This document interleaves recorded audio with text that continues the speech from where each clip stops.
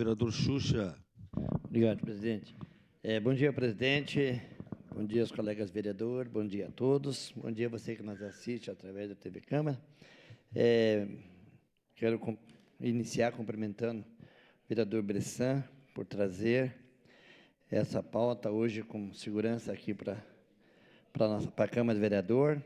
Quero cumprimentar o presidente também da Comissão de Segurança, o nosso amigo vereador Bortoluz, por estar sempre trazendo essas pautas para nós poder discutir, trazendo mais segurança para a nossa comunidade. É muito importante essa tribuna livre aí pelo 12º Batalhão da Polícia Militar, porque sabemos que a nossa sociedade, o nosso Caxiense, uma cidade tão grande, e tem tanta necessidade, temos necessidade de segurança. Claro que precisamos trabalhar forte, unidos, para nós conseguir aumentar o efetivo policial, tem que ter mais gente, mais policial na rua, e também temos que trabalhar firmemente para que seja bem aparelhado esses policial, que tenha um carro bom para poder andar bem, um material adequado para o seu trabalho, no dia a dia, porque tem necessidade.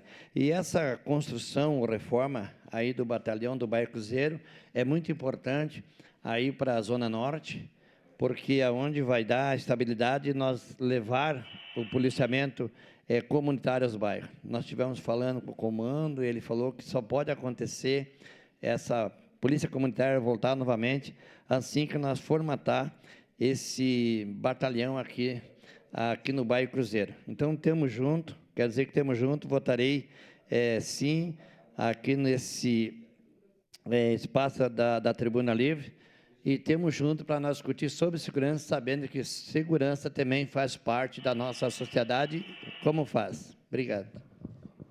Obrigado. Próximo vereador.